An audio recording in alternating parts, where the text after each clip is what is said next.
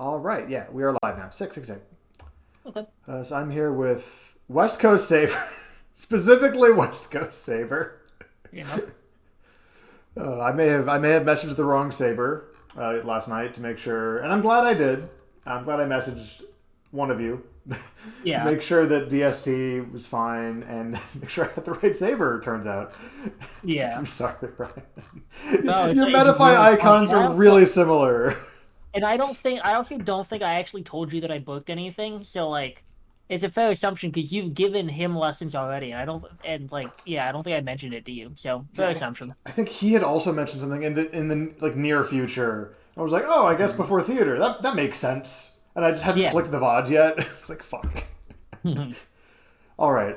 So before we get into the VODs themselves, um, what we want to basically look at today is how to build a game plan and how to, and by extension, I guess the symptom we're trying to cure is a lot of the times you're going into a set, you kind of just get run over game one, and then you kind of get your momentum even after the loss, and have your game plan and can start moving there. Yeah. Oh, there we Um, go. it's not even like making specific adaptations. It's like I just it feels like I like have to get fucked up to wake up and like start playing. Um, I don't know. That's not, I guess, the right description. But yeah, it's like it's a very consistent theme. Is if I'm not completely destroying someone, I will generally lose game one and then start like quote unquote playing for real, not intentionally, just what I do. Gotcha. This is also something you can talk to Kevin about. 'Cause Kevin's very good at having a game plan. Yeah, and he is very good at that type of stuff. So just to kind of illustrate that, I want to play this first stock in just full on 1.5 speed, Hmm. and look at what Kevin's doing here. Like it's even in one, I have it as faster speed, both to go faster and also just to illustrate the like stage control stuff. Yeah, He's very clearly just he has a very solid plan about building percent, and now that you're at the magic percent, now he's going in for this kind of stuff. yeah, and I like you, and I could see there like as soon as I hit like 60, the dash attack started coming out. It was like, oh, now I can kill him. Right now, I can get that big beefy damage. Yep, like literally 57. Yeah. Yeah, And I think it's really easy to see with Kevin because he's very methodical in the way that he approaches matchups. Maybe not individual, but matchups. hmm, Because this is the only number that he's looking at this the entire game super super effectively. yeah. His game plan is changing. Like as soon as he gets me, past 20, and then again once he gets me past 60, it's very clear kind of what he's changing based on where I am. Right. And the nature of the doc pills, covering that 45 really well. He can stay safe, get a little chip damage, and the way he uses it, that adds up really really fast. Hmm. The good news is, from what I've seen you talk about some matchups in the Ivy Court, I know that you do this. Just not, maybe not to the same extent that you obviously want, but you do this in some matchups. Like the Spacey matchup, it is ingrained in your bones. You just CC dash attack and just get them past 30. Yeah, That's what you do. And it's not like a tragedy, but Ivysaur's a little less flexible when it comes to like Mario's an all rounder in the sense that he can play the pills game, cover that angle. He can like run up grab decently well. He could like poke you with bear.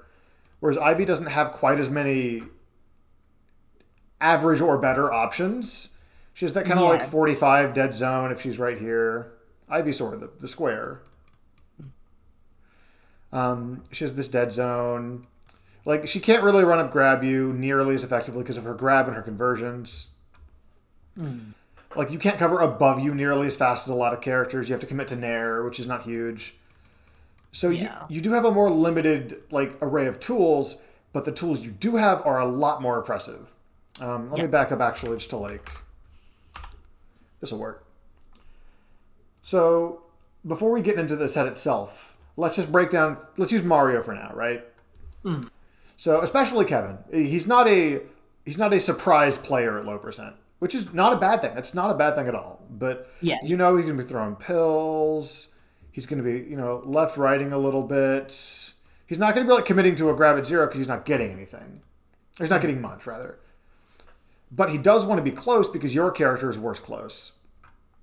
Yeah. So these are the two kind of like big things to worry about. Your goal should be to keep him at down tilt range. Yeah.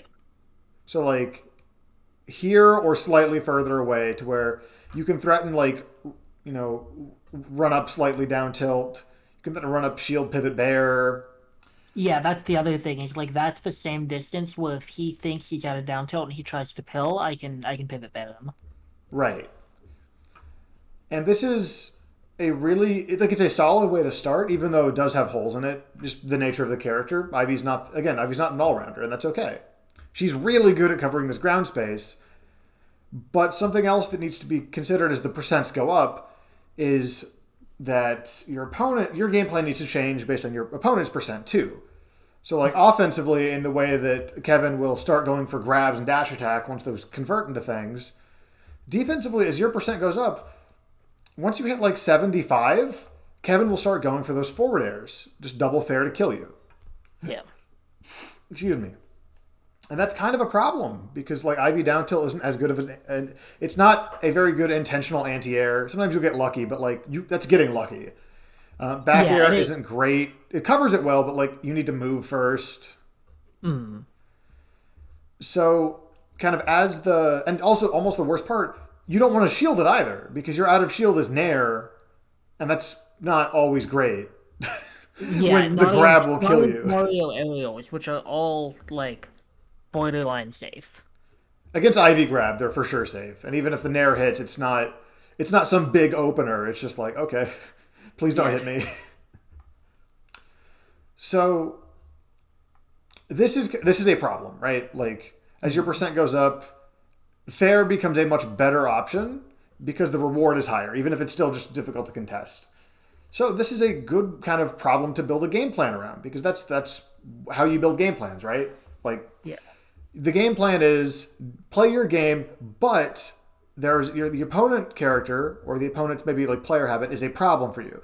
Maybe Parker you just can't get a read on this tech chase and you have to do something else. You know, you can't. Well, not for Ivy, I guess, but you know, maybe Parker can't get a read on your techs. He has to stop going for tech chases. Maybe you know these aerials come online at certain percents. You have to start respecting them and just cover them more than you have been, even though there's not like. It's not like a different character. It's like different on screen except for this number down here. Yeah, it's changing based on the options that he's now more or less likely to do. Like I should be changing based on that. Right. The fun part is, as you start changing. So let's say Kevin's coming in with fair. The bigger your punish on that, so you get. Let's just say you get like a really rando like up smash sweet spot call out read, and he dies at 80. He's not going to be doing that fair next time. He's gonna give you a little space. Yeah, that's true. And the last thing I want to talk about before we get into the sets regarding game plans is that game one especially, you miss some confirms, and it's going to happen to an extent, but that suggests. Let me get some water.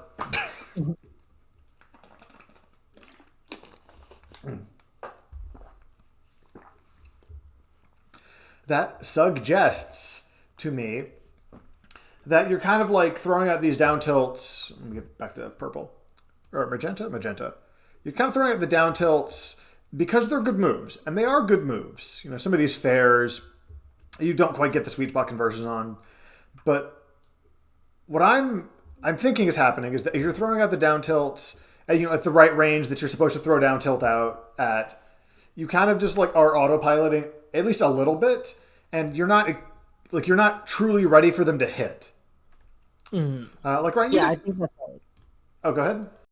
I think that's right. I think I'm more focused on like I want to hit him with this long range move than like I'm gonna hit him with this move and then do down tilt up air. Like I'm more focused on just getting the move, which I hadn't really thought about. You're focused on like, okay, covering the space is important, and not on why does he not want to go into the space. Mm-hmm. Like if down tilt did 2% but still confirmed the up air, you would still use it. Like it's still a good move at that percent. You would use it less at low percent, obviously, and there are other complications that's super extreme. But like the threat behind down tilt is partially it's just a good range and a good space to cover. It's also that if you get hit over here, you get sent right into up air threat range. Yeah. Or up B threat range. Like, it's a difficult move to like get around because if you're wrong, you die, ideally. Yeah. Ryan, remind me, you did boxing specifically, right? I did mixed martial arts. So I've done like boxing, taekwondo, judo. I've done basically everything at some point. Gotcha. You know, like when you're throwing a 1-2, like a jab straight, Mm. you know how you have to start the straight before the jab is back, before your hand is back at like your head level? Yeah, you have to. Yeah, you're not reacting to the jab. You're doing it preemptively. Right. The second. So if we think of this as the same kind of concept, right? Let me go back to Magenta. Is obviously it's not only a video game, but super different. But if we think about, down tilt up air as the 1-2, like obviously you're not going to be down tilt up airing if the down tilt misses. There's enough time in between. But you need to be ready to visualize this down tilt hitting. And when you're kind of throwing it out, it's hard to when you're kind of just throwing out moves to cover space. It's hard to visualize the like, oh well, if this hits, here's what happens because you're concerned with like, oh Mario's running in, I need to put a hitbox there. So if you can kind of, especially in game one, if you can kind of reorient your perception of like what is going to happen when you press this big green button, that can really give you a little bit of extra time for these confirms because it has shifted from down tilt, oh, it's sweet spot, to down tilt, oh, it didn't sweet spot, okay. And if it doesn't sweet spot, you don't need to respond nearly as fast. That's a very positive thing about Ivy range. You don't have to react quickly to these kinds of... You're not forced to scramble off of your moves. Yeah. The same way whereas like, oh, if you SDI Mario jab 2 very, very high and get above him, he can't do down smash anymore. And he has to, in a split second, react to that.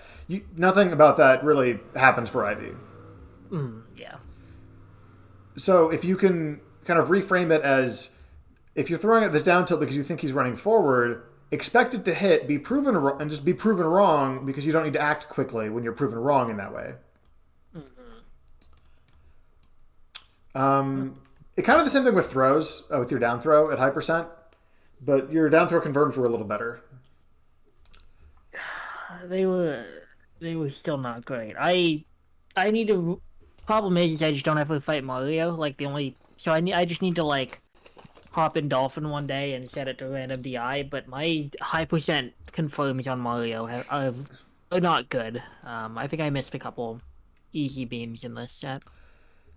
That is, we're going to talk about that later as well because that's another very fun game plan thing. Is beam is it's a resource, so that's a very easy thing to understand. Like the mentality of building a game plan.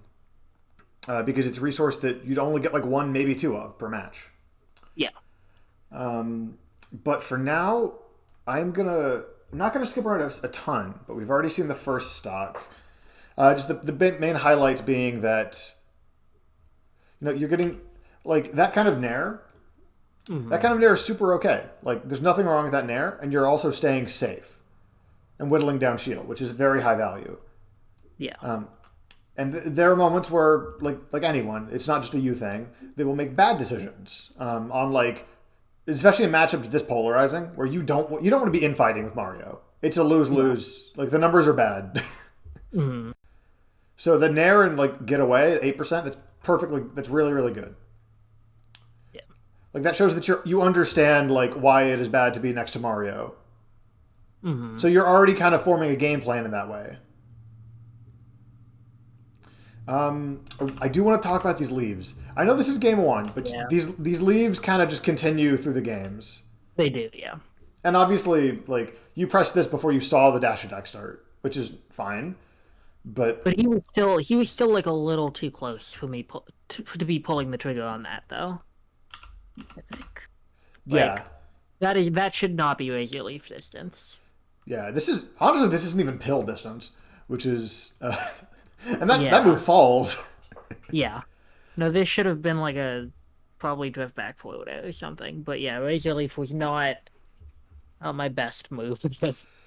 Yeah, that is kind of a habit you have in this matchup, in this set at least, is that Yeah. it seems like you're trying to really force the Razor Leaf, and the Razor Leaf is good value if you can get it out, but you're kind of like putting the cart before the horse. Goal 1 is to land without getting grabbed, because you are at magic percent. So to defend yourself, land, and then get your options back. Goal 2 is then, have a threatening neutral. Razor Leaf is a part of that. Try to get out of the corner a little bit if you can to get more survivability, because you're going to need it against Mario Fair.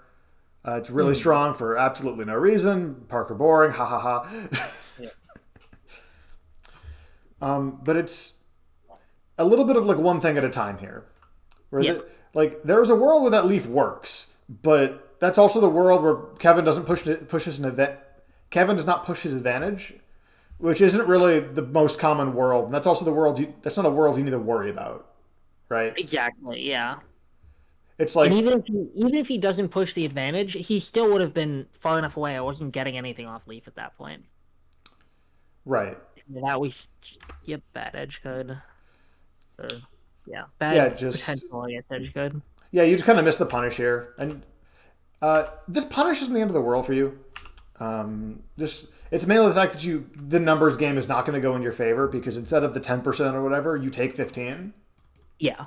And in this matchup, Kevin, again, like we said, Kevin's eyes, only thing he cares about, this magic number down here. Mm-hmm. There's also a few moments. These are kind of less. I don't think these are objectively awful, but like these up airs, these were like really greedy, like catch Kevin on the way up airs. Oh yeah, these are bad.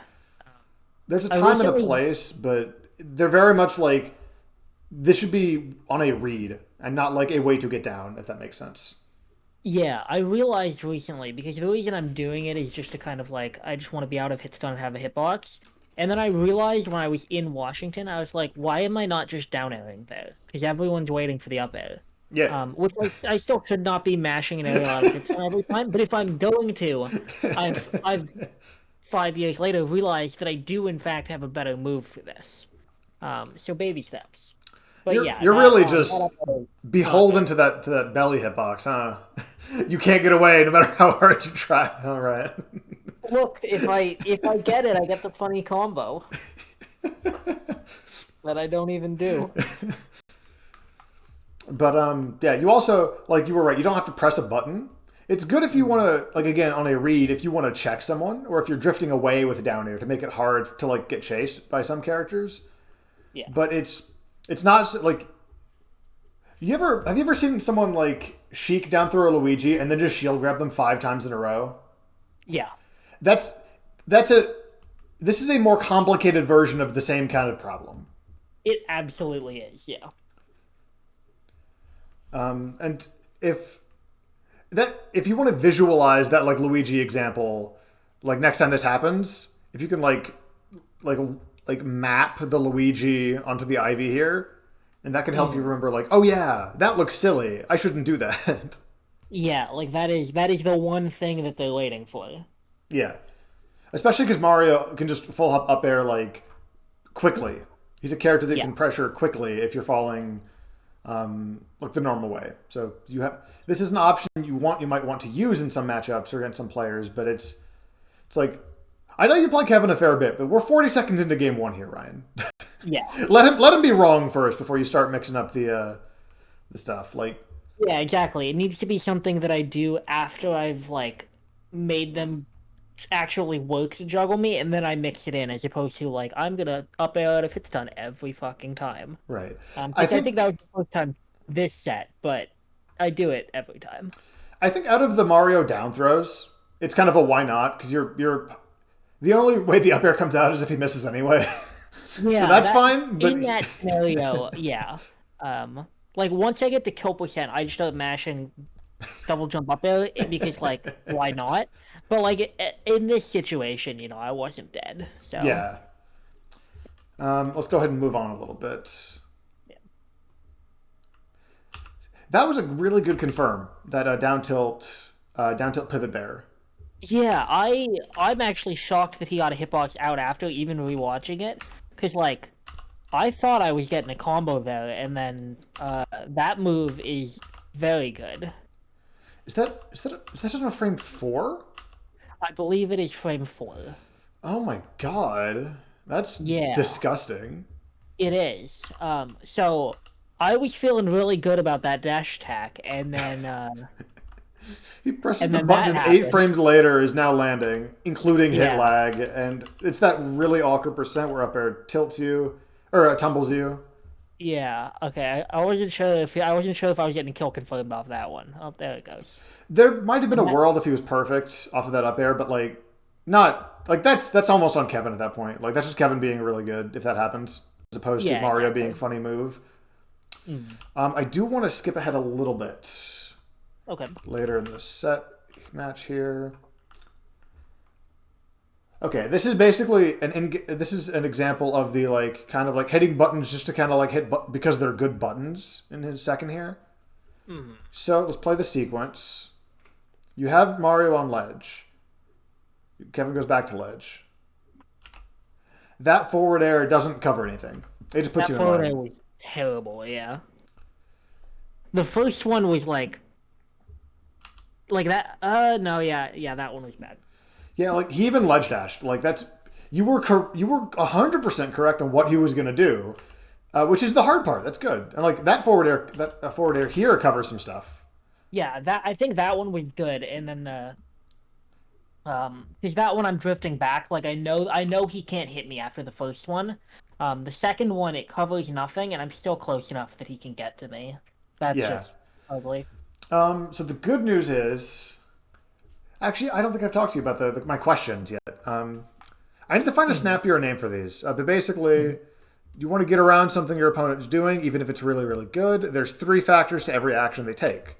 What are they doing? Where are they doing it on screen? And at what timing or when?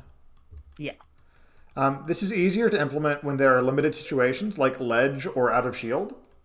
Mhm. But the good news also is that you were pretty spot on. You were correct on where he was going to be. You were even correct on when, but your timing was off. So that's like a you thing, which is easier to fix than a like somehow the ledge dash was invincible too late, like Mhm. mechanics surprise. And the what is kind of the way you're trying to cover it. The what doesn't really matter. So let's go ahead and put 1/2. Yeah. So like you're literally already more than halfway there. These don't need to all be correct for you to get a hit or to defend Mhm. yourself properly.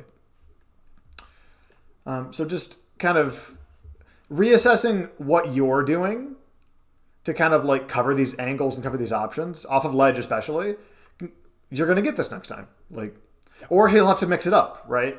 That's something Mhm. that you'll see really good players do is they'll say situations like this were like, oh, Ryan was correct and covered my ledge dash, but just kind of like made a like decision technical error, and I got the kill confirm. I'm not going to do that next time Yeah. because in Kevin's brain, he's thinking, oh, I can see. Okay, time to draw eyeballs in MS Paint. Mhm. I can see that Ryan was almost correct, and he's probably going to try to just clean up the same thing next time. Now time to mix it up. Yeah. Yeah, this also applies defensively. This will be more in the potato set. I will try to get Mhm. through this set without 5 minutes remaining. I promise. Mhm. Potato set is a lot more, I think, an evenly matched character base in the sense that both Ganon and Ivy have very limited out of shield. Yeah, they have very similar weaknesses, I'd say. Yeah. But in this set, this is kind of an offensive example of that. Of you were Yeah. like more than halfway right, but just like you on Kevin's actions, but your actions were not significant. Like they couldn't have punished them, even if you like Kevin had somehow goofed, even if he air dodged Mhm. here, right? Yeah. Um, where is okay? The next interaction here that I want to talk about. So basically, you're getting pressured on the left side of the stage, or you're running up under some pill pressure rather, Yeah. and you do this double spot dodge, and it works out. You get jab grab, but this to kind of like back it up a little bit. Staying in this position does not help you. So Yeah. first spot dodge, he could have been landing. That's perfectly reasonable defensive option. But the second one here, you don't have an anti-air. Like you don't. You have Nair, maybe. You don't have like I a consistent way to get out from under him here. Yeah, I actually now that I'm looking at this specific situation, I wonder if when I'm running in or if he's trying to come in with stuff like Float Out, I wonder if I should start sour up smashing. It is a call out, It but is, hitbox wise probably would work. yeah, it is. I mean, it is massive. Uh, But yeah, that that's second spot dodge was just me. That was me realizing like I just put myself below landing Mario. I need to get out of here. Um, Ironically, this spot dodge still would have lost if he did what I was expecting, because I was worried about him landing with the down air and then getting a grab. But I think down air is active enough; it would have lasted through the spot dodge anyway. probably, yeah. I'm going to go back to talking about sour up smash really quick.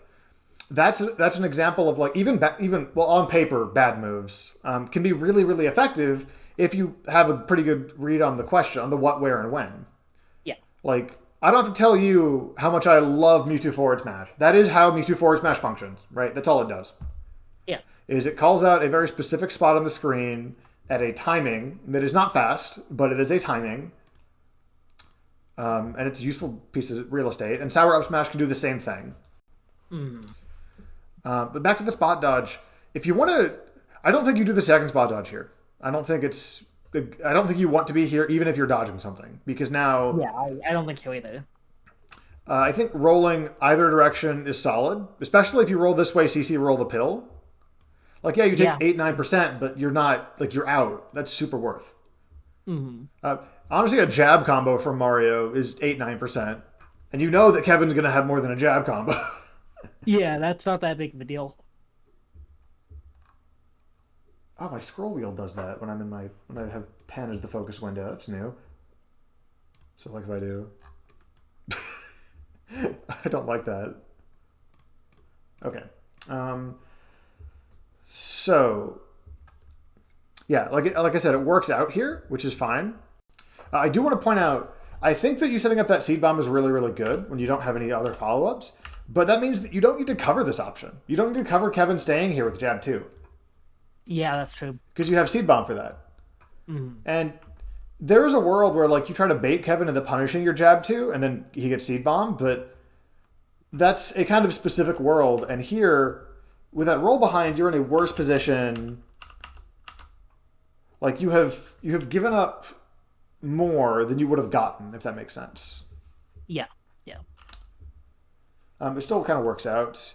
Then I want to talk about the ending I have combo. prepared, but like you're right though. Like if I knowing that he's going to try to get either to ledge or back to center to get away from the seed bomb, I could have gotten a lot more without needing to like make a hard read right after.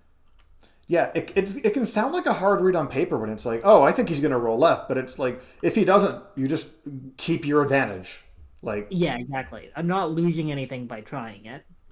right, it's opportunity cost at worst, and realistically, he's much more likely to try to roll past you in that situation than roll to the right because especially when he's not the one who set up the seed bomb, he doesn't know what precise angle you may have sent it at. Yeah. If he rolls to the right, there's a world where that seed bomb, at least I think to him, because he's not the one pressing the button, where the seed bomb lands and like stuns him. Like it might be Yeah. in range of that. If if he tries to grab you, it might hit him. You might get like some weird double jump uppy confirm off of that, depending on how he DIs. Yeah. Which also depends on like, oh, did he even start a throw yet? Like, there's a lot of variable factors that could very easily end with you getting an uppy kill at 90. So he's rolling left is actually the really conservative option for Kevin there. Yeah, just get out of the situation. Right. So even you taking your most conservative option can punish his most conservative option, and it's still the one he's most likely to do. So you're kind of double dipping on like risk reward here. Lowest risk and highest reward. Oh, you'd love to see it. Yep. Speaking of killing him at 90. He didn't even hit 90. No, he didn't. Okay, so here I do want to talk about the Kevin combo here. Yeah. So let's back this up a little bit. This leaf, when you're kind of out of the combo and you're back to like staggered neutral, that leaf doesn't work. Yep. Additionally, that was the one that so roasted me for a lot on Discord. it's Um, kind of a bad one. I'm sorry, but no, it deserves to be roasted. It's not a good decision whatsoever. It's just like I used to get a lot of mileage against worse players out of using Razor Leaf to clank their projectiles and then just being better in the scramble afterwards. But Mario Pill is less laggy than those projectiles, and also Kevin is very good in the scramble. and his Um, character is also, I don't want to his say built character's for the also scramble, but you're at funny percent. yeah, like his character is more built for it compared to me. Um, Ivy's really not and built for the scramble at all, actually, come to think of it. You got dash no, I attack. mean That's about she's it. got yeah dash attack, but that's it. Um, So it's one of those things where it's like, even if I get what I'm going for, which I not won't necessarily, obviously it isn't there, I still don't think it's beneficial. I don't think it's worth it. Yeah. So yeah, just something I need to stop doing. It's also kind of worth noting that this bear, like, he gets a lot of percent, and now it's a much harder game for you because strike, throw both lead to death.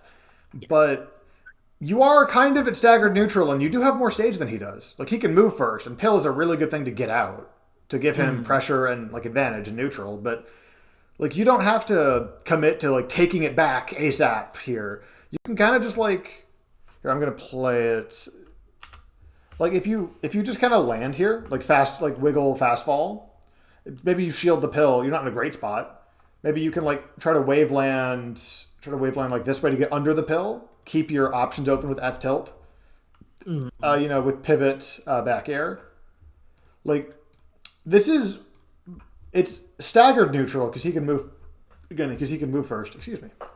Yeah. But there's no immediate urgency to like solve some problem or else you die kind of thing.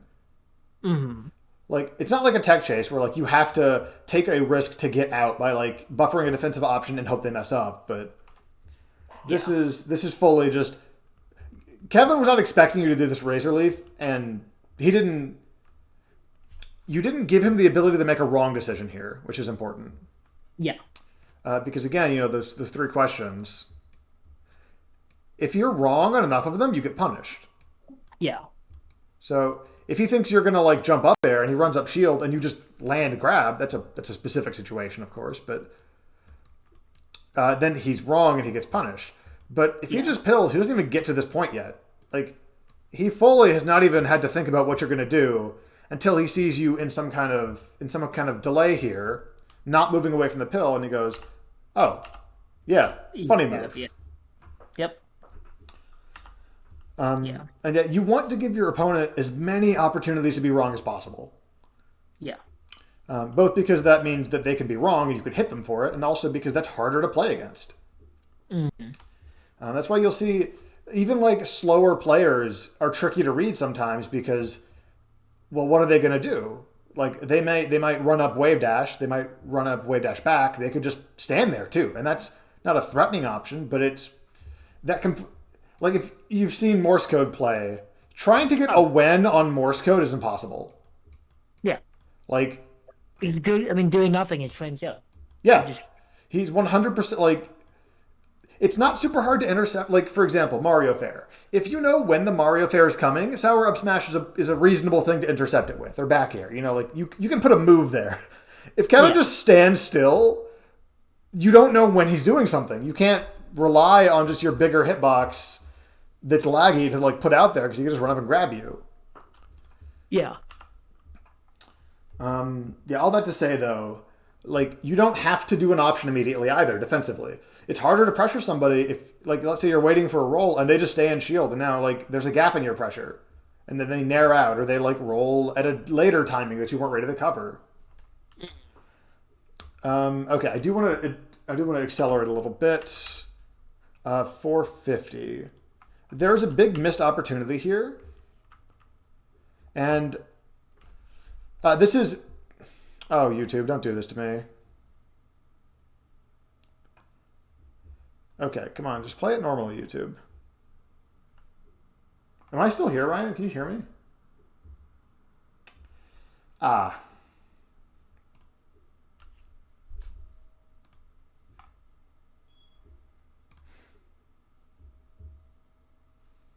Hello? Yeah, you still there? Yeah, I'm back. I'm sorry about that. Oh, good. I was just Um, gonna make sure. yeah, so another part about building a game plan can be how to kind of bully the character in their disadvantage state. So here you get a pretty good like offstage sequence, and then you get this bear. This bear's really really smart because Ivysaur can just zip to ledge if he goes high. Yeah. And Kevin wants to throw that pill because it's really good. In that same kind of way that Leaf makes it hard to kind of to stay on ledge. Mm-hmm. Um, so being able to intercept that is really really useful. And that's the hard part, right? And now he's used down B. And he does kind of just kill himself here somehow. But you do just kind of heal on ledge, and this doesn't advance your position any. So if we... Here, so you get this. Let's go. You roll to ledge, you heal. This is 1% for 45 frames. That's not a good trade.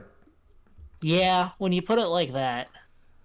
Like they're like in neutral against someone who doesn't want to approach, it's very useful because you don't need the time.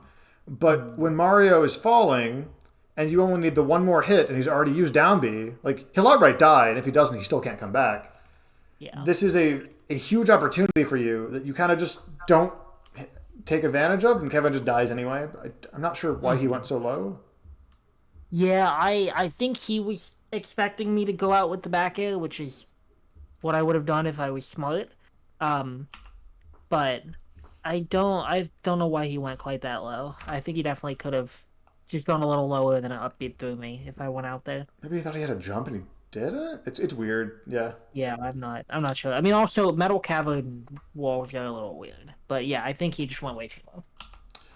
But yeah, that's like it worked out here. But that trade off of staying on, not even on ledge, but just on stage while he's coming down here, you can threaten. Like Ivysaur back air is built to threaten that range, and your tether reelin's what, like 2 or 3 frames? Like you could just zip back to ledge and be invincible again.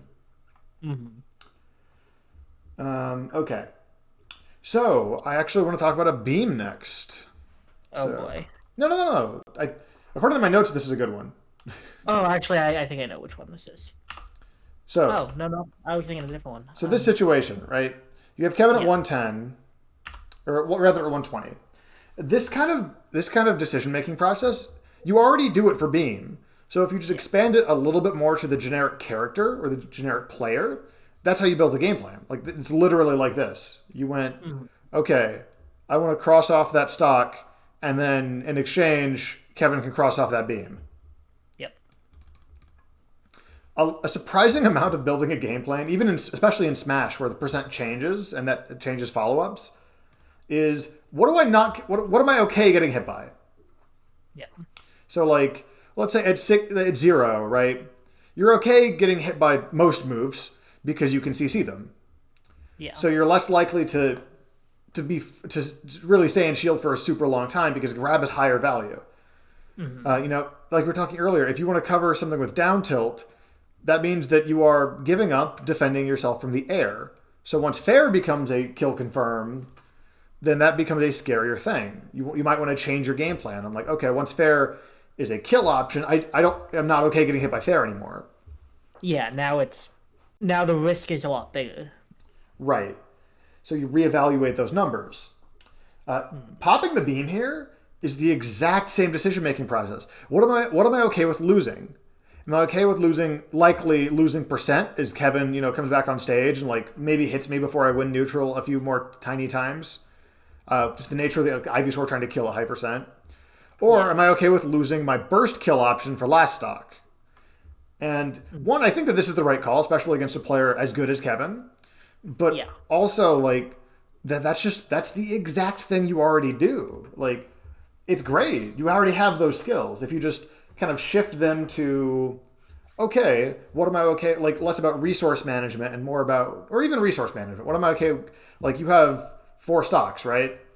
hmm, You can make those stocks last a long time if you're really careful about how you use them. Depending on yeah, matchup, there's a point where Mario gets to like strike throw you, and you have to guess to an extent. But like a lot of matchup, like Zero Suit, right? Zero Suit on a super floaty, the floaty will shield a lot at high yeah, percent because the risk is not there. yep. And if you can start using that same kind of like, a minute or two before the match even, you go, okay, I'm playing Ganondorf. I don't want to get grabbed. Because any stray hit's a big stray hit, but it's just one. Whereas the grab is more damage than that, more knockback than that, a better starter at 0, etc. And then you can just work around it from there. Maybe Potato starts grabbing you left and right, or just hitting you out of shield left and right. You have to reevaluate. Okay, I don't want to get grabbed, but I will have to show shield more and like put up with getting grabbed once or twice. Yeah, just to reinstate the mix-up. Right. To kind of get us on the same level in that regard of like, okay, well now that they know they have to grab me. Mm-hmm. I do want to skip ahead a little bit more because we have 2 sets going over a little bit today. Yeah. So here, the Green Hill game. This is a first off, this is a really good edge guard, and then I wanted to talk about that same logic just very briefly. The like, what are you willing to get hit by logic? Mm-hmm. You get hit by jab 3 here, and you hold out because there's no reason not to. You're super willing to get hit by that in this sequence. Mm-hmm. So as you're trying to kind of get your way back on stage, jab 3 is nothing to you. So as you run in, you're not shielding because grab kills you, and you're holding away, so down tilt is harder to confirm, and you're just like, oh, jab 3, easy peasy. Yeah, exactly. And then really good edge guard here, catching the wall jump. I know Kevin likes to kind of like wall jump in that awkward position. Yeah, because he was hoping that I was going to do like a later edge guard that he could up B through, because he does that a lot, so that was just a call out on him liking to up B late.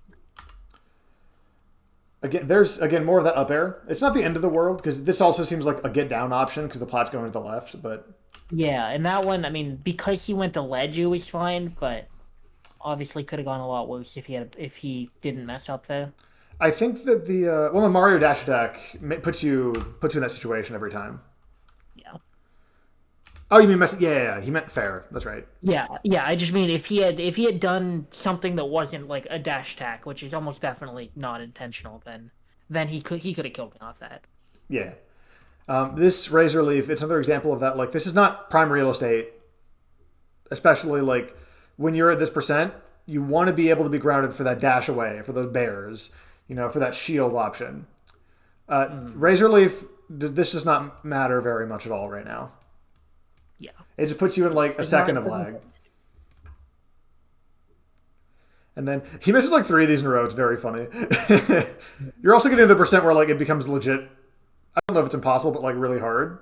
It's not possible at that point. I know Mickey texted me after the set, and he's like, you mashed double jump up there 3 times in a row, and I was like, yeah. I mean, and that is well, actually, no. At that point, it's out of the percent where I don't have a reason not to because it doesn't work anymore. When he was throwing me at like 90, I was like, I'm just gonna up air because like either it's gonna work or I'm guaranteed dead. So right, like it's one of the like there. It's like he's going for the fair because it does confirm. So if he's too slow, great. You're down faster, and if he's on time, it doesn't matter what you did anyway. Exactly. Yeah. Okay. Okay, so this edge guard. This is another kind of missed opportunity. First off, you're doing a much better job this sock of using the back airs to get through these pills. Yeah. On the Green Hill game. And we'll watch the whole sequence. Oh, jeez, yeah.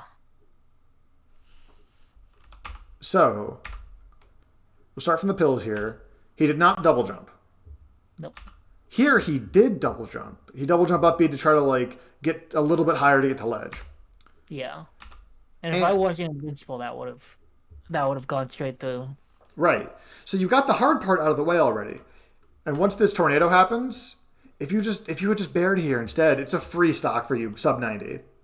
The problem, so if you go back, I think I had already used 2 tethers. I'm not 100% sure. 1, 2, yeah. I think that was why I didn't. I mean, but you can. I don't have to tell you that you can like just drop double jump bear, and then up B and just make it on stage here. I think I could have, but I think that's why I didn't. I think I could. Yeah, I could have still done it. Additionally, you can also just burn. Like, okay, you can also just like it's very easy from here. But once you see that you've knocked him out of his jump here, and this is kind of a hard jump to see, admittedly.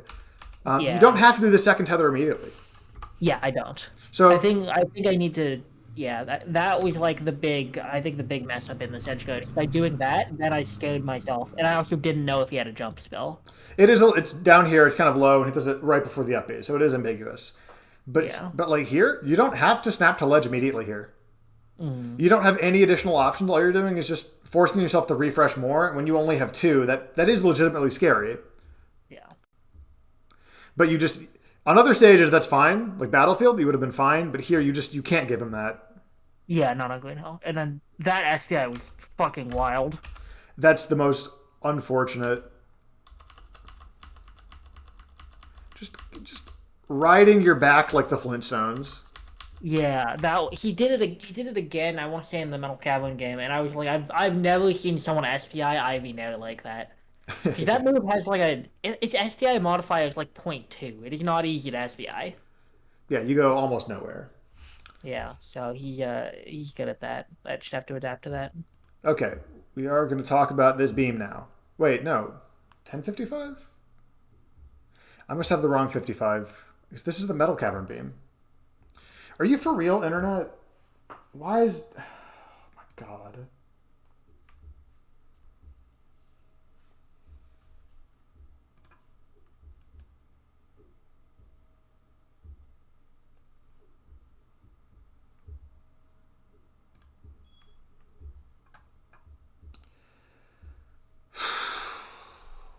Hey, you're back. I'm back. God damn it. It's not my ISP, which is the worst part. I don't know what it is on my computer. Anyway, so yeah, I have the wrong timestamp, but I think it's the Metal Cavern beam. Yeah, 1055 is super wrong. Wait, not the Metal Cavern beam. It would be. Oh, the Dreamland one. Oh, is this the one where I dash attack and then I just um yeah I know this one. So, uh, I don't want to talk about like missing the confirm because you know more about that than I do on like the leniency of these things, but also just that's not the interesting thing I want to talk about here. It is right here, isn't it? Yeah. So this is kind of the worst case scenario, right? Like you made a decision, you fired the shot, that's resources gone, but you weren't quite fast enough, and now he's out. Yeah. This is gonna. The bad news about game plans is that if you have a game plan, you can be wrong. Mm. That's useful when you're trying to adapt to somebody. Like if you're expecting potatoes to Dacus and he doesn't, well, cool. You have now noticed actively that he's not using Dacus. But for resource things like this, you have now wrong, but not in an insignificant way, where now you just lost your resource and missed. Mm. And that's just going to happen sometimes. But you do manage to keep it together, and that was it what, 1510? Yeah. On your last stock at 100 against Mario? At 1530, you hit him off stage. At 1545, he respawns. You've only taken like 15%. You get out of the fairs, and it takes a full 40 some odd seconds before you get meaningfully hit again. Yeah. And yet you don't get a ton, but like that's just the nature of the matchup. Like you kept it together very well here. Mm. Because there are going to be times, like again, that's the double-edged sword. If you're expecting a tech roll to the left and you cover tech roll to the left and they tech roll to the right, you have now given something up, like you missed, sure, but also it stings because you were wrong. Mm-hmm. So being able to kind of keep your composure in that situation is really, really important. Yeah. I think overall, as well, with if you're trying to like get a game plan, let's say you're playing Falco Master 3000 and it turns out they're playing Marth today, right? Or just some matchup that you don't play every week. Mm-hmm.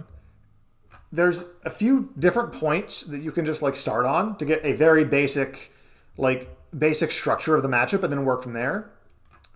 Well, that's not a horizontal line, me.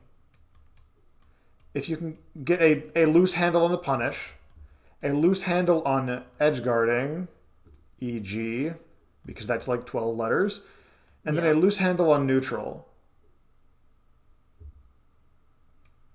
Nope. As soon as I see it, I always forget how to spell it, but as soon as I see it wrong, I know. Yeah.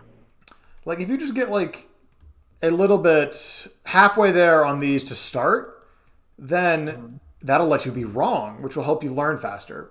So Yeah. if you think for example, if you think the D to the punish, if you think D to the is a fast faller who is light, you will be corrected. And then you will notice that because you made a statement to yourself and you were wrong. You go, oh, D to the is a heavier semi-fast faller.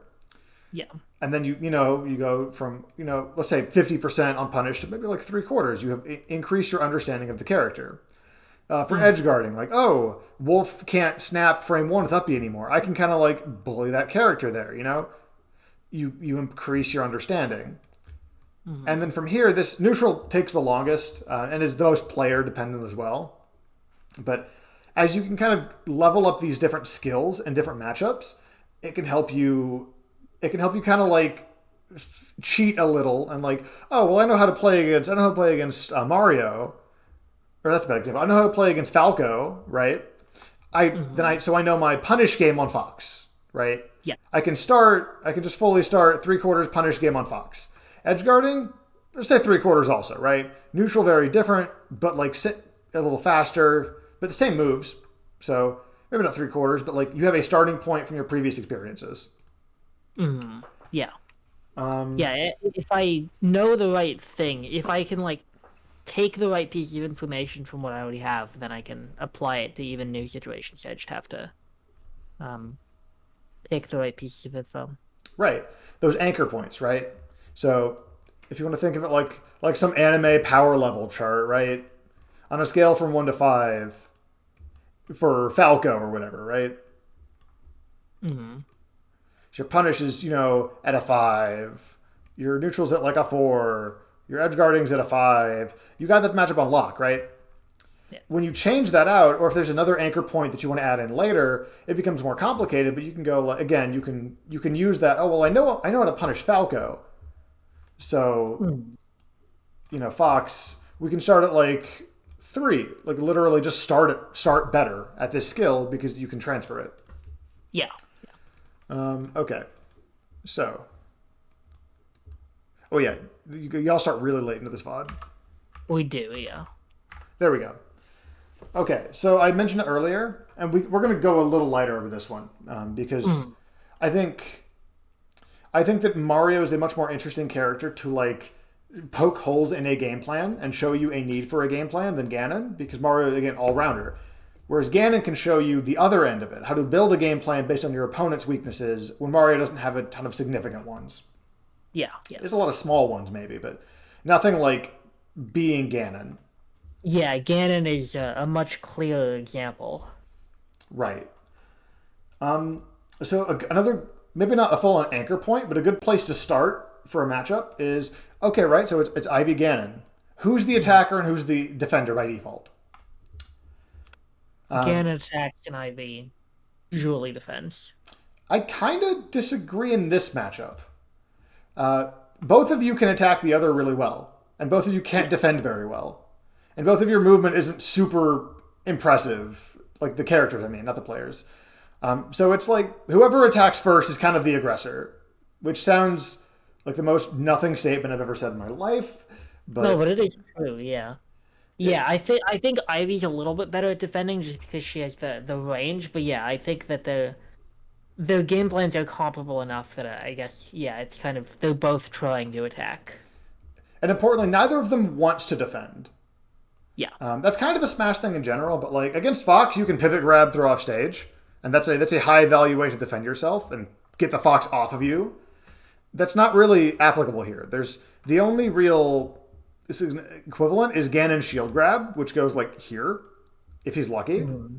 So long as you play around this one out of shield option, when Ganon doesn't have a lot of those, there's not really any big like, okay, well if I defend myself actively in this way, I get a big opening for either of these characters. And a lot of stuff goes into that, right? Like you had mentioned, range, character speed, the threat behind getting hit. So like, Ivy can defend herself with down tilt very well at this range. Yeah. But against Ganon, who wants to be airborne, this isn't range a range he really cares about a lot. On the ground, at least. Yeah. Additionally, there is another kind of angle to this. And again, like you did a lot of combat sports. You know the concept of if you are defending yourself, you can only get hurt so bad. Whereas if you are trying to punch somebody, you can get hurt much worse because you are increasing the force in the interaction. If someone is like I bring it up in this matchup because y'all shield game is so bad. The characters. I really got to catch myself on that. I'm sorry. It's all good. Ivy and Ganon shield games are really bad, or at least very limited. So if you can bait out that shield grab, that means you can get a much cleaner hit. Because Potatoes gave up his shield to try to grab you, and maybe you can get a sweet spot down tilt when that's a big starter. You get a dash attack. You can maybe get sweet spot dare, whereas that's not things you're going to be doing unless you're having a much harder call out on shield. Yeah. Okay. And actually, the first instance of shield pressure is right off the. Oops. I was doing this to watch the stage interactions again, and I forgot to change it back. First instance of shield pressure right off the bat. This is a really, really telling moment in a lot of sets, especially sets that are so based around nobody wants to be in shield. Yeah. So here, I'll back it up. I'll play the whole interaction here real quick. So you get... I just said I would play the whole interaction. God damn it. So you get him in shield with a leaf. Yeah, I get what I want, which is him shielding. I get nail, which is fine, and then I do jab, which is not great. It's very low value for you because here, I'll go here. So you can, the value of the jab here is going to catch out of shield and a lot of out of shield, especially for Ganon. Yeah. But because he's only at 3, and actually even at higher percents too, it does get CC'd forever. Yes. And an additional factor that makes it unfortunate for you is that if Ganon's doing an offensive out of shield, it's going to be shield grab. Mm-hmm. And what he does after shield grab is hold down. Yeah. So even if he's not trying to CC this on purpose, if he's just down throwing you, he is still CCing it. Yes. Additionally, this is not a range risk, numbers wise, you don't want to be here. This is the one range that you lose out long term on shield. Mm-hmm. So I think that legitimately just naring and running away. Naring, shield stop, bear, so the continue pressure, naring, maybe running through to then bear and on a different timing, continue pressure. Naring and just naring again as you cross up, right? The goal is to just not be in this little box. Yeah, exactly. Kind of the same thing with the spot dodges against Kevin, right? That second spot dodge does not advance your goals. You do not want to be there in any circumstance. Mm-hmm. So here, even though you get that dash attack, that's a lot of percent actually, damn. You get the dash attack, this is still a huge win for Ganon. Oh, yeah. And he only really gets 30 and some pressure, but that's... It would have been more, though, without that plat, yeah. Right, between plats, you also had to take you had wrong guesses here. Mm. You could have guessed wrong. That's the same kind of thing. That represents the threat of getting hit is, oh, well, if he double jump up aired and you went to this plat, that's you made a wrong decision, you took more damage, and now you don't have a jump. It can get out of hand very quickly. That down throw gives him a ton of if it's a multiple choice question, right? Oh, do I think the fox is going to double shine or shine grab? You have options. But there are wrong ones once they do, oh, what about shine, double shine drill? Just triple shine drill, shine, double shine grab. You just eventually, a lot of these options will get, are slightly redundant, but it makes it even harder if you're trying to play rock, paper, scissors and there's 7 options and 5 of them are wrong based on what you've chosen. Mm. But yeah, that's basically a lot to say about that same exact situation. No, yeah, that's the fact that it just happened again is very funny. But yeah, I think that's a good situation to be focusing on. You are doing a much better job using Leaf in this matchup, partially because this is a matchup you can really abuse it in. Yeah, it's just better in this matchup. I don't even think that was an especially good Leaf because I was closer to him than I should have been, but because it's Ganon, it's more acceptable than doing that against Mario. Right, and the only thing to get hit by here is like dash attack, which can Yeah. be the end of the combo if you're DIing properly. Mm. But stuff like this, you don't need to hard call out these rolls. Yeah. Because partially because it's like 15 seconds into game one, and it's ambitious in the sense that like it's the beginning of the match. You're both at like 30%. You don't need a big opening to like get a clutch comeback or something. Yeah. You also don't have that info. I don't know how much you play potatoes, but like unless you Not enough to do that. yeah, okay, that was kind of my overall point. Like Yeah. this is some truly like seventh circle of hell mind reading. Like I played them for 7 years kind of stuff. Yeah, I was just kind of hoping it would work. And also, like, well, actually, yeah, no, there's no world where that's necessary, because even if he does roll back, which is the only thing that covers, the leaf is there anyway. So, And even yeah, if the that leaf covers isn't there, like really nothing. again, you can kind of just take the roll back. Like especially Yeah. against these characters that are worse at like regaining their stage control. Like you can kind of just like let them get away. That's fine, right? Yep. You don't lose anything. Whereas, well, I know this specific call out as well. You like lose an inordinate amount. Blech. But even like safer options here, where maybe you let's say instead of the down tilt, you really think they're going to roll back and you go here. If they don't, you lose a lot of stage, and if they do, you get a hit. But Yeah. if you just kind of like pressure the shield where they are, especially if you're like right at that roll distance where your bear will like clip them, then you don't have to give up anything. The worst thing they could do is give you stage as like a bribe. Yeah, pretty much. It's the toll, right? The get me out of here tax. That's why you see like a lot of players don't want to roll back because especially the characters that like can't get their stage back. Like it's one thing when Fox or Marth does it, but Ganon has like a limited number of backwards rolls until he can't play the game anymore for 5 seconds. Exactly. Yeah. Until he has to make a really You have to pay the price for that. yeah. He's like he's taking out a loan to get out of pressure, and he's gonna have to pay it back later. Excuse me. Yeah, you can. And additionally, yeah, same thing with the kind of like that's the only like option you have to worry about. There you go. Yeah. It's these kinds of back airs.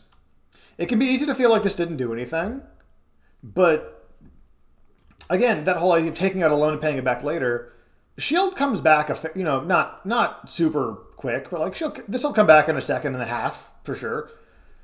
But his feet are already exposed. Yeah. Now he has to be a little more careful. And primarily that means that if he shields again in the next interaction, now it's a problem. Yeah. Ivy has the same issue as well. Like part of this is character specific and part of it is just generic. Like characters that don't have great wave dashes or really long reaching out of shields, this is a very temporary measure, even against pokes. Yeah. So just getting that shield damage, you're getting value out of this back air, even though it seems like nothing really happened. Like if we actually, Yeah, it just keeps him in the corner. if we look at this run up shield, this is a problem for him. Like if you run at him in Nair, he has to be careful, like with his shield angling. Yeah. If you run at him wave dash back down tilt, he's probably not staying in shield super long because it's super tiny, so it's easier to bait stuff. So like Yeah, that's true. even something like shield size, and a character whose shield is average, like it's not like Ganon has a huge or tiny shield.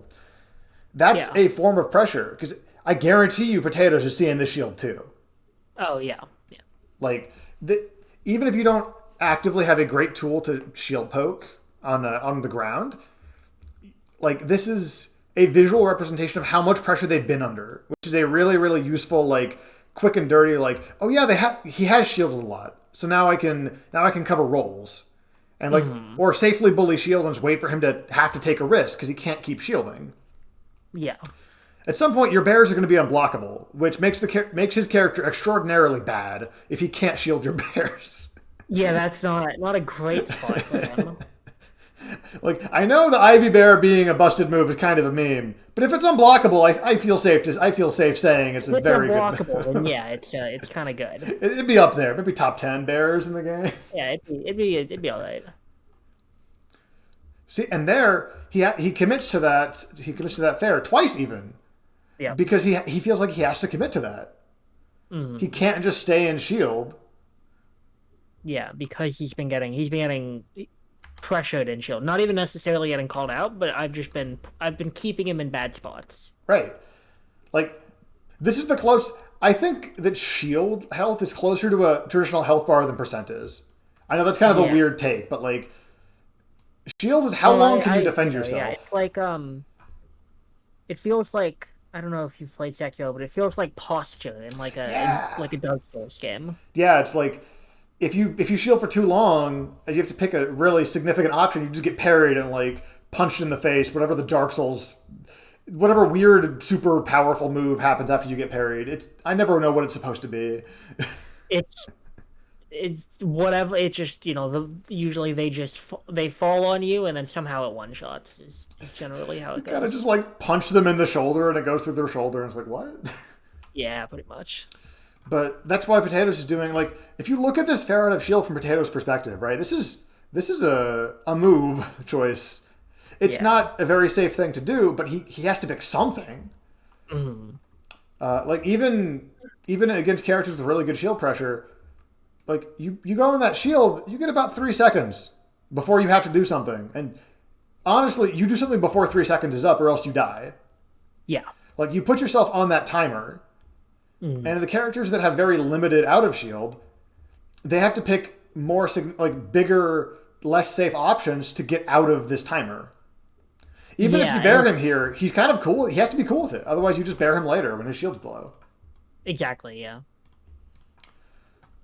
Yeah, and even that only barely catches you, too, which is perfectly fine. Yeah, I was trying to call it out again, and I misspaced it a little bit, but... Something we can back up. Something that we don't have to look at that daggers. Something as well, though, that shield can change is your punish on these kinds of things, right? So you're trying to call out this forward air. You could just run up shield here because his shield's too low to successfully defend against Nair easily. Mm-hmm. So like shield health changes so many interactions. I love talking about shield health. So like if his shield's only in the green, you can Nair. It's either it's not literally unblockable, but like it's getting up there. Close, yeah. He's also shield's getting low enough to where does he even want to shield all of it? Because that's becoming a problem. So yeah, this is kind of another instance of like that was a ledge dash option, admittedly, but he's trying to push out of the he's trying to push out of the corner. I didn't think that was gonna have. I had that same reaction rewatching it, which is I don't feel like I should have been dead at 60 there. This is 80, Ryan. I got F tilted at 60. Yeah, and I didn't think I was gonna get I didn't think I was gonna get the arms attack in the first place. I was trying to tech in place, so that was part of the confusion. Gotcha. It was very good coverage from him. Yeah, that is really significant. He doesn't have any other significant coverage there, especially, so it becomes really good. There's the coverage. Nice. This is a really stupid optimization that is very low on the list. Please, if you're going to go off stage to heal, at least double heal. Okay, but if I that one was not intentional. Oh, okay, I gotcha. I was trying to do the edge cancel on the ledge, and I fucked it up, and that was me going, holy shit, I'm about to kill myself.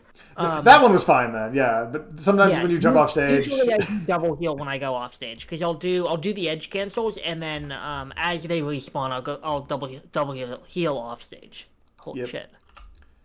It's one of those days. I feel you. Yeah. So this option is the same kind of deal of like, you may be calling out a spot dodge or something. This is the riskiest possible way to do that. Yeah. Because, like, again, it's that visualization, right? Of, like, okay, so what could happen on spot dodge is, maybe like sweet spot dare or grab. Like, that's a big starter. Mm-hmm. But you also, and you can't do this all the time. But when the opponent only has one huge option, you do also have to visualize what being wrong gets you. At least the worst case scenario, right? Yeah. And in this case, you'd be at like 65. You'd have to DI for the easy. You have to DI to the left so you don't die off the right. You wouldn't die, like it'd be bad. So here, like the numbers just like aren't in your favor. Yeah, it's just not. It's not worth engaging in that way. So this is a pretty Ganon specific thing, but this kind of comes back around to the when and Ivysaur's lack of good coverage at that zone. Yeah. So when Ganon floats above you, they're very likely to float long enough for you to see it and then do something. Yeah. So like whatever that perfect number is, it's like, if you're walking in a hallway and someone else is going the other way and you only realize you're about to collide, you both stop for like exactly 1.4 seconds and then go to the left and then stop for 0.8 seconds. Like it's this weird internal timer that like a lot of people just have the same for some reason. All that to say that he's holding that pose long enough to make sure that you see it.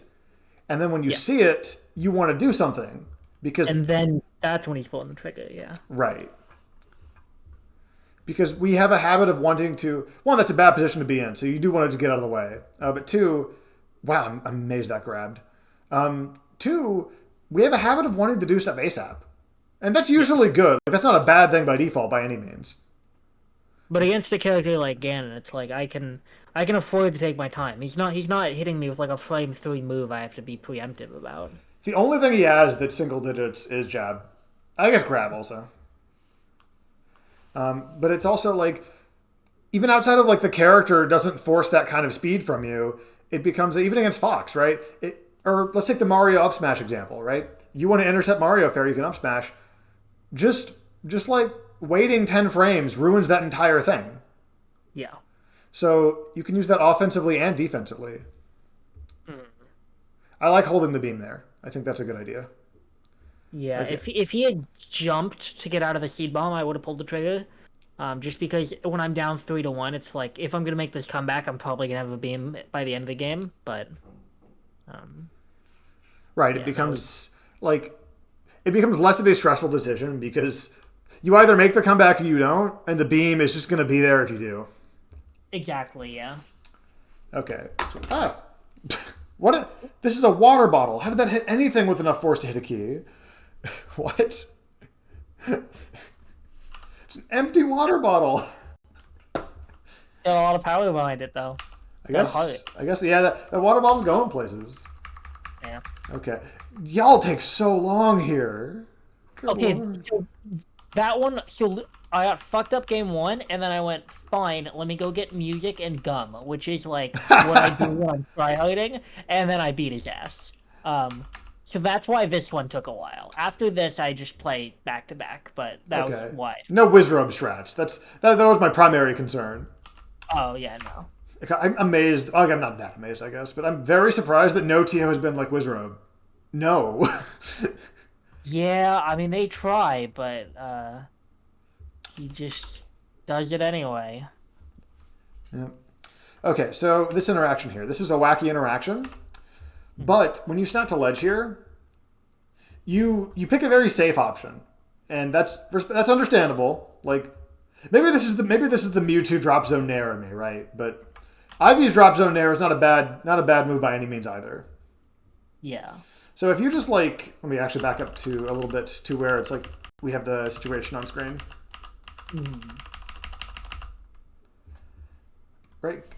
This only works because he's at such low percent and he won't go anywhere. If you just drop zone double jump nair, he's dead. He's like fully gone and there's nothing you can do about it. Yeah, even Bear too. Either of those would have killed him. Yeah. Like there's multiple routes where you press not almost any button, but you press a lot of buttons here. You pick one of your many buttons and he kind of just dies and he can't do anything. He can't even tech. Like because he's at low percent, that's a worse position for him, which is very funny. I also want to point out, I like the dash attack to get that situation started when he was at the very edge of the stage, because you're pushing him off. So there's no risk of shield grab. You just get your shield damage. Yeah, there's another example, right? You're getting this shield damage with Razor Leaf, with Fair. And then now I know he's not going to hold shield because it's fucking M&M. Right. Here, I think jab 1 to jab 2 would be fine, because that'll knock down at 80, and he's not going to shield it. I don't know. It'd be hard for him to intentionally shield this, frankly. Jab 1, jab 2. Yeah. But yeah, like that up tilt's great. You don't give up any position. You're still actionable. So, as you're down tilt, you do down tilt that whiff, so now you can see what's happening. Yeah. Like, that kind of decision making is really... What? That looked whack. That I swear to God, sometimes up air beats side B and sometimes it loses, and I can never tell which is gonna happen. I call bullshit. I got grab mode is what happened, but yeah, it's still bullshit. The only time the grab's gonna win, this grab wins anything, is when it gets grab armored. Yeah. I guess it's just the like inner grab hitbox and just the way that the movement worked out in this case. That's very funny looking. Yeah, I think it's just because Ganon is moving forward so quickly, it's like the hitbox is not... Hitbox is still kind of inside him at the time. Yeah. Potatoes has a problem with that. The dropping too low and just dying. Yeah. And then part of it is... Oh, yep, I missed that.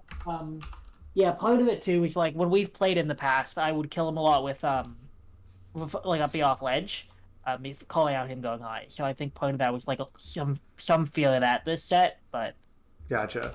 See, he comes with a lot going on. Here's another seed bomb example. This is a kind of unique Ivy thing because most other characters don't have like explicit like setup like this. Mm. But when you set up this seed bomb, one, I really like it. I think it's a really good call to like keep yourself safe because now Potatoes also doesn't know what way this is going yet, which is very funny. So he's stuck in the air like, wait, do I go left or right or do I go straight down? I think if you stay in shield here, you get really good returns on that because he's going to be even if he... Let me slow down. Even if he lands here, he's still back facing. So even if he shields the seed bomb, he's back facing in shield, and you're back facing in shield, which is actually really good for you. Yeah, that's better for me. So you have a ton of pressure here. You don't have to press anything to convince him to like get hit by this seed bomb. Mm-hmm. And then you still get like value out of it, but you do take some damage and like put yourself in a position. Perfect. It was just risky, yeah. Like I could have gotten the same outcome without threatening. Right. Like putting as much of this. Because you weren't threatening in that position, frankly. Like Ivysaur is not threatening. Let me bring it back. Like, Ivysaur as a character is simply just not threatening right here. So you dropping shield doesn't get you anything. You can't threaten. Because you can threaten Bear, but it's also 0. Probably nail out a shield, honestly. And then hope I get the auto cancel pop up, but yeah, that's fair then. I do want to talk about this pressure sequence. So there's like obviously this isn't like frame tight shine pressure, but against Ganon especially, this is plenty. Yeah. I would kind of like to see you not do this up tilt in this situation when you're cornered though, because putting yourself on the back of the Ganon shield is great, but you are also swapping stage position with him. So maybe I would like to have seen like a run through, or even just like a short hop through, maybe, just to kind of like cover this roll that is likely coming. People are more likely to roll to center stage, and they're also more likely to roll away from you at all times, let alone when their shield's low. Or when the percent is high. Like, there's more factors as well, but... Yeah, they're looking for a reset as much as they can, basically. And now, see, there's that shield.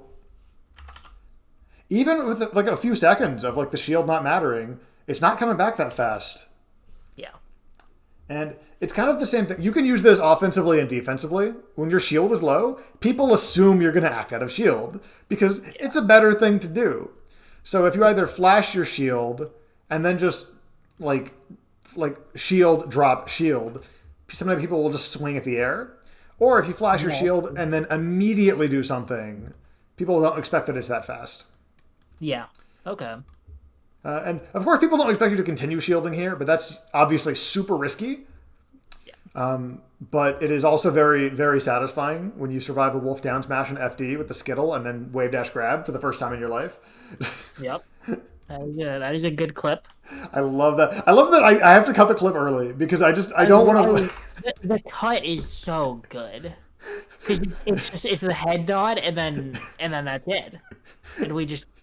I like that it leaves it up to the imagination, except it doesn't. You don't actually get the kill. I get like 50%. It's so bad. On an up throw and a spacey. After all that work, I get 50%. I'm not good. Yeah, you have the mental win, the mental damage there. I made the crowd gasp, which is a personal achievement. Yeah. Oh god, that's one of my favorite moments for that reason. I like that synthesis reverse. Like, this is the kind of thing where you can kind of just safely be like, I'll just go back to the middle.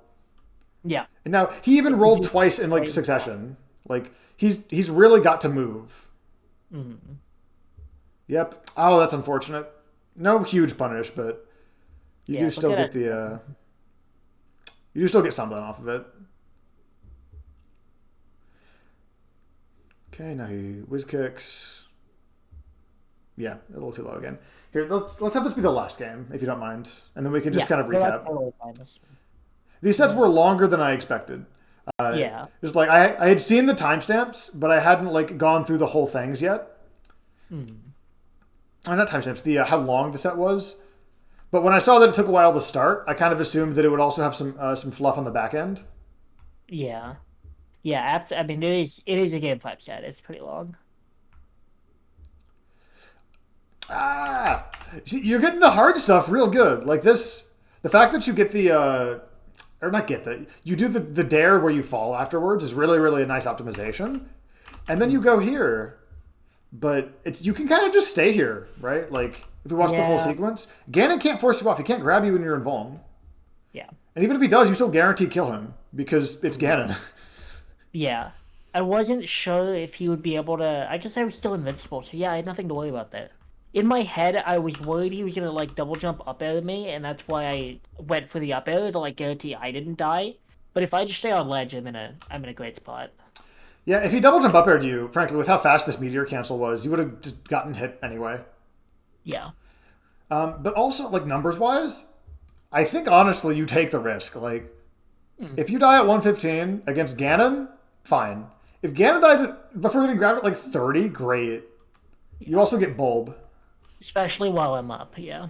Also, you can just trade again, yeah, if you really want to. Because Ganon can't aerial side B if you're near ledge. You know, he can't contest. He can't come back to the stage with side B anymore if you have a stock up. Yeah. Howdy, Che. How's it going?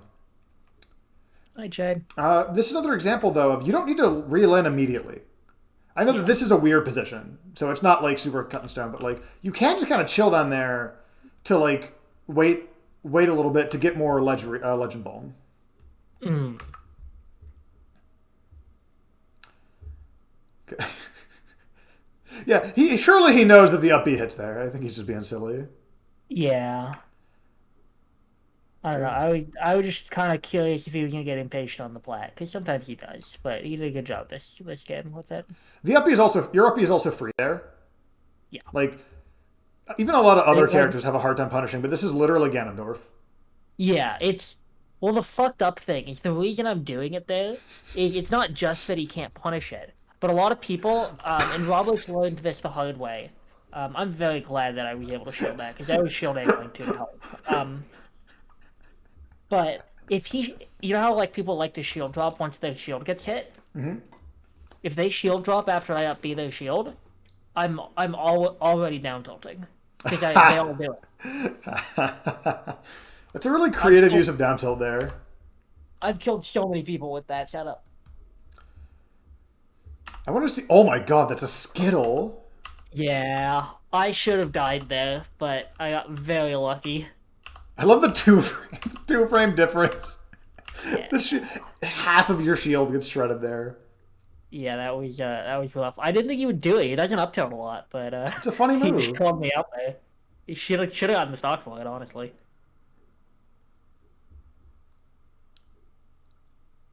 Okay, let's go back and talk about this sequence just really briefly.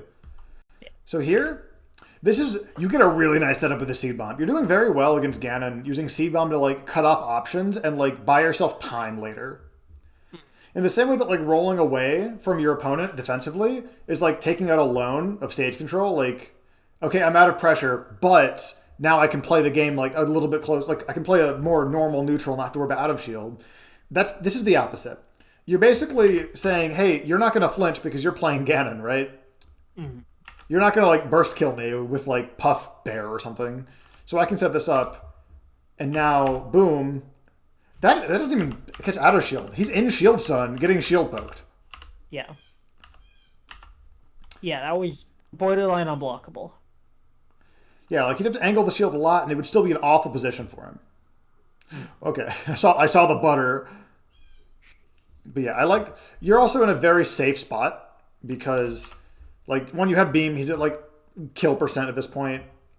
Yeah. I like the C bombs. Additionally, I wish you had pressured him more here. Yeah, I wave dashed back. I'm not really sure why. I don't remember what the logic was, but I think I could have pushed the issue more while he was off stage. Additionally, because of the stocks, like he has to turn around first, or like call you out very specifically with an aerial and then up B, or he has to side B, and then if he's not careful, he could just lose the match. Like he could just lose the game here if he side B is wrong. Yeah. And then yeah, it's guaranteed. No beam. Yep. Just that picture of Megamind. No beam. Yeah, if he had landed on the plat, he would have I would have done, I think, yeah, that percent sacred combo would have worked, where I just do a reverse up B from ledge and then I beam it. But he just died, so no need. I like it when floaties reclaim techniques that fastballers think are cool, like sacred Yeah. combo. Okay, sacred combo is cool, but that's an exception. That's an Yeah. exception. I mean, hey, if I hit up B to beam, I think I should be able to call it something. It's So also about as equivalent of like, okay, they kind of had to help you out on this one. yeah. and, but like when Ness or Lucas talk about multi-mag, it's like I'm just gonna call it multi-shine and just watch the melee fox get annoyed. This is, Exactly, yeah. we actually can say that word. Mhm. So overall, I think the takeaway from the Kevin set is that actually let me get to a screen that is a little darker. I just got it. Great. Yeah, there you go. So basically, takeaway from the Kevin set, right? Yeah.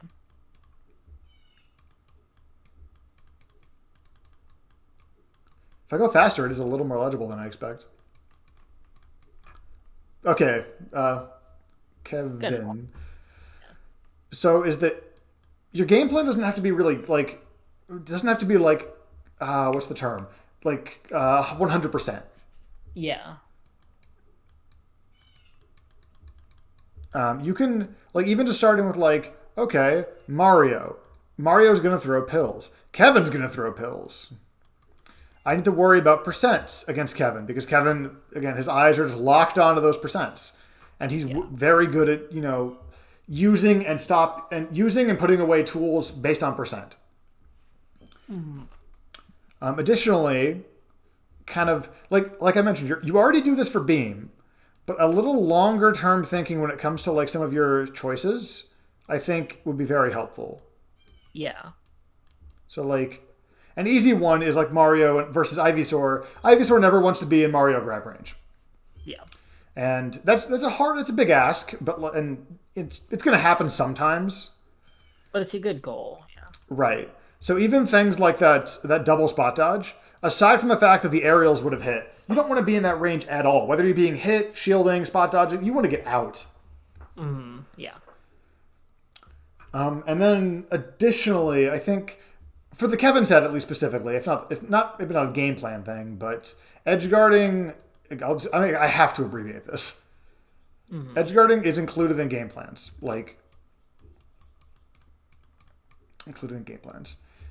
because that is one of your biggest advantage positions, and it's one of the easiest to push because they literally have to fall at one of two certain speeds, and if they fast fall, they can't slow fall anymore. Like they still give something up for that. Yeah. So, and again, it's hard to edgeguard Mario, but like planning for your advantage states is really, really useful for getting those early kills because then you can work backwards, right? If you can, like, let's say for Ganon. Okay, so I can back air Ganon. I can drop zone near Ganon at 10. Cool. How do I get Ganon below stage at 10? I kind of don't. Okay, how do I get Ganon to where back air will start killing? I hit him off stage. How do I hit him off stage? You have strike throw if he's in shield a lot. You also have a lot of opportunities to hit him because you're destroying his shield. Like you don't need to grab somebody to get them out of shield. Yeah. I'll actually write that down. Can force out of shield without grab, which is a very useful thing for Ivy because Ivy's grab is Ivy's grab. Like it's a time and a place, but it's not the best. So even if the game plan sounds as simple as like, okay, pressure Ganon's shield until Ganon has to act out of shield. All I have to do is worry about shield grab, and then I hit him off stage.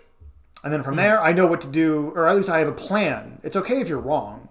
The thing is having a plan, because then if you have a plan and they're wrong, it sticks out a ton in your head. Yeah. I guess like the mental equivalent of like if you get counterpunched as you're going in for your for your hook, you feel it a lot more because there are literal forces involved. Yeah. If you put the time and effort into saying, okay, Ganondorf or Potatoes is going to sweet spot. If I stay on ledge, I can just onstage punish, and he doesn't go for the sweet spot. It sticks out so much more. Yeah. Even if it's not a good option, you're like, oh, I didn't think Potatoes would do that. I didn't think Ganon would do that.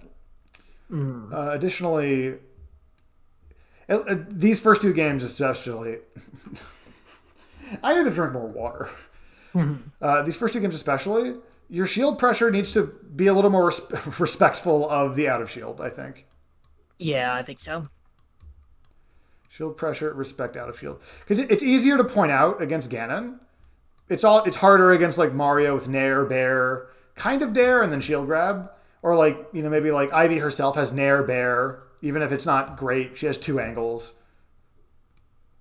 But the difference, so like, let's take Ivy, right? The difference between someone being in front of you and just kind of holding down and mashing Roy down tilt and, trying to pressure you with like Roy Nair is huge. Because if they just mash down tilt, they're CCing your Nair, then they can shield it if they get under it. And now Nair is a bad option. But if they're, if they're in the air, if they're not really respecting your out of shield, if they're just saying, oh, Nair is bad without having more context to that, then all of a sudden Nair is destroying them, right? Like they're getting hit by Nair all the time. They're like, wait, I thought Ivy's out of shield was bad. Her grab is so slow. And then you have to plant-splain to them that, yeah, it is actually bad. You just don't know what my out of shield options actually do. Yeah. I don't have a third huge point here. But for the most part, yeah, just I guess consider defensive options. So like as you whittle down shield. I think it's just like pushing the issue more, whether it's when he's off stage or like when his shield is low, just like consider that and try to take advantage of the fact that he's feeling the pressure. Right. There's time and a place to play conservatively. Especially if you have a stock lead in Beam and like it's a character that you really need to get hit by something specific to like get bodied. Kind of like Ganon. Like Ganon, if you're an 80 and you're pressuring shield, this should be the only thing you're thinking about. Like, you can have the worst shield pressure in the game so long as you're outside of grab range. Exactly, yeah. Okay, great. So I think overall, like, you're very good at Ivysaur. And when you're doing your Ivy stuff, you're very good at it. I think the only, like, significant exception is that the leaves, especially against Kevin, like, against Kevin, you didn't realize that you weren't resetting the neutral, and you were trying for your very greedy Razor Leafs to, like, get pressure and go into situations that Mario is better than Ivy at. Yeah. Say, leaves. But aside from that, like, your base play is pretty solid. So then if you can kind of get some of these holes patched up, primarily from game one, where you don't have to get grabbed 3 times to remember, oh yeah, Ganon grab is like the biggest out of shield. Okay. Don't play around that. Oh, okay. As their shield gets lower, they're going to be doing these options more frequently, these options less frequently. Or like, oh, hey, I may not know what Kevin or what Mario's preferred out of shield options are, but I know that grabs are bad. So if I just worry about grab and then just get corrected on the rest of the stuff, Kevin will teach me what the out of shield is on his own. Yeah, pretty much. That's a really useful thing about playing against very good players is that, oh, I don't know what Lucas does. It's like, well, I know what Lucas hits me with, and I can work backwards from there. Yep. Like if you don't see Lucas down tilt, that's just because it's bad, and you don't have to think about it anymore. Great. Versus if you don't know what his moves are, it's like, wait, what's his CC down tilt? Like, don't worry about it. Yeah, pretty much. But yeah, so that's a lot. Do you have any more questions before you break? No, I don't think so. That was really thorough and really helpful. I'm glad. I wish that I had events more than once every other month so that I could actually like implement this stuff because I don't play Kevin ever outside a tournament. But I think this is gonna help a lot the next time I play him. Heck yeah. It'll be in April if it's every 2 months, right? Yeah, I think theoretically we have one this week, but we'll see what happens. Oh I man, that's what. the problem is I'm not in any of the discords where they plan this shit, so it's like we were supposed to have one 2 weeks ago. I guess the weekend before this one. Um, and then day of, I was like, nobody's tweeted it. I messaged Tracy. I was like, is it still happening? She's like, no, we just forgot to tell you that it got canceled. So I'm glad I didn't drive out, but now I just wait for her to confirm before I make any plans. That's the play. All right. I'm gonna go ahead and call the set here then, and then first off, let me know when next time you're at there's a tournament and you're on stream. I want to come cheer for you. And Yeah, also, we'll do. um, I'm gonna go ahead and call this here. I'm gonna hit stream. See you, Che. Thanks everyone else for hanging out as well. And this will be up on YouTube in about 2 or 3 hours if you want the review. This has been West Coast Sabre. I made that mistake last night of not double checking which Sabre it was. I've been so good about it. I finally got caught. But It happens, yeah. yeah. Okay, catch y'all later.